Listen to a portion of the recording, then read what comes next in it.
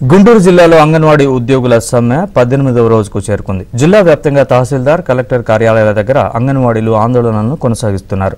అంగన్వాడీల సమ్మెకు టీడీపీ, జనసేన, కాంగ్రెస్ సంఘీభావం ప్రకటించాయి. గుంటూరు జిల్లాలో అంగన్వాడీల సమ్మెకు సంబంధించి మరింత సమాచారం మా ప్రతినిధి సాంబశివరావు అందిస్తారు.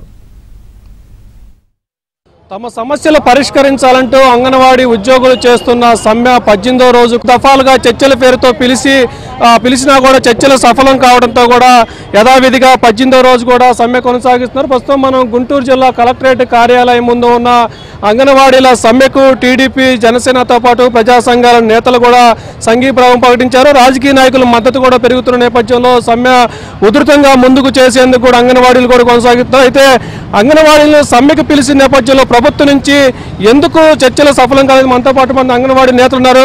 అమ్మా, చెప్పండి, ఏంటి అంగన్వాడీలు మిమ్మల్ని చర్చలకు పిలిచారు పలు దఫాలుగా, ఏమవుతుంది? ఎందుకు మీరు ఇంకా సమ్మె కొనసాగుతుంది?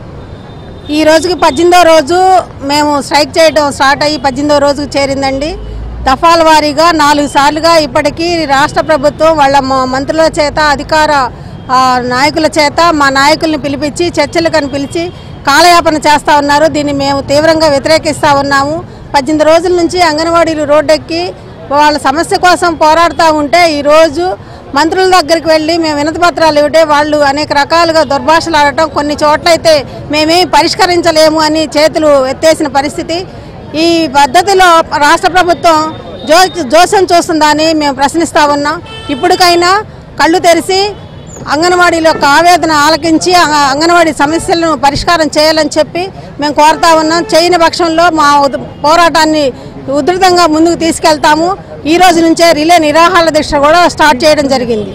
అవసరం తిరిగిన తర్వాత అల్లుడికి ఏదో ముచ్చక సామెత చెప్పినట్టుగా జగన్మోహన్ రెడ్డి గారు తనకు అవసరం ఉన్నప్పుడల్లా ప్రజల్ని, రాష్ట్రాన్ని ఉపయోగించుకుంటాడు. అవసరమైతే కన్న తల్లిని, కూతుర్ని కూడా ఉపయోగించుకుంటాడు.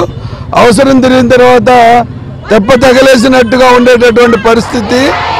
ఈ జగన్మోహన్ రెడ్డి గారి యొక్క నియంతృత్వ ఆలోచన ఈ రాష్ట్రానికి దరిద్రాన్ని నింపింది తప్ప ఈ రాష్ట్రం అభివృద్ధిలో ఎక్కడ కూడా ముందుకు పోయినటువంటి పరిస్థితి. ఇవాళ సొంత బాబాయ్ హత్యని కూడా ఈ రోజు కూడా పరిష్కారం చేయలేనటువంటి ఒక అసమర్థత ముఖ్యమంత్రి. మీరు చెప్పండి, ఒకవైపు అంగన్వాడీలు, ఒకవైపు ఆశా వర్కర్లు, ఒకవైపు సర్వశిక్ష అభియాన్, ఇట్లా వరుస పెట్టి రోడ్డు ఎక్కుతున్నా కూడా ప్రభుత్వం చలనం లేకపోవడం లేదు. వస్తారు ఈ రోజున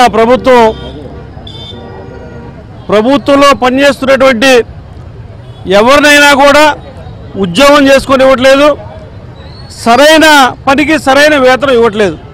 ఈ రోజున అంగన్వాడీ సోదరీమణులు గత 18 రోజులుగా రోడ్లపైన ఉన్నారు రాష్ట్ర వ్యాప్తంగా. కనీసంగా ఈ ముఖ్యమంత్రి ఏమైంది, ఎందుకు ఎలక్షన్ల ముందర నా అక్కా చెల్లెలు అన్నారు, ఈరోజు అదే అక్కా చెల్లెలు రోడ్లపై ఉంటే ఎందుకు రోడ్లపై ఉన్నారు? వీరికి కావాల్సినటువంటి సదుపాయాలు ఏంటి?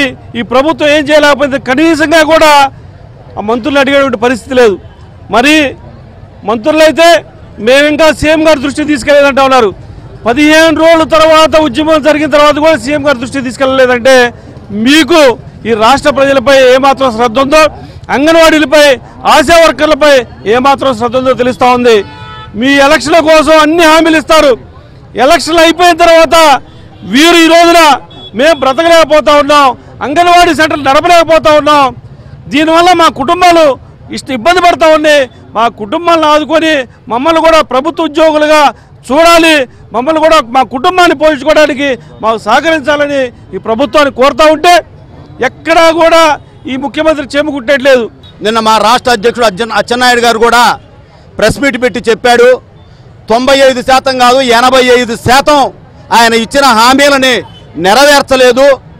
ఈ సైకో ముఖ్యమంత్రికి పాదయాత్రప్పుడు ఏమేం చెప్పాడో అవన్నీ కూడా ఇప్పుడు అతనికి ఏమీ గుర్తులేదు.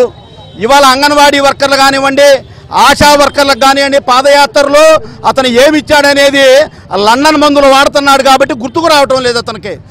ముఖ్యమంత్రి జగన్మోహన్ రెడ్డి 2 సార్లే నోరు తెరుస్తాడు, 1 అన్నం తినటానికి, 2 అబద్ధాలు ఆడటానికి.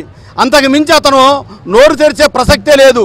ఎవరి సమస్యల మీదన్నా వెడితే ఒక పిచ్చి చూపు చూసి వెరి నవ్వు నవ్వుతాడు. ఈ ముఖ్యమంత్రిని ఇంటికి పంపించాల్సిన సమయం ఆసన్నమైంది.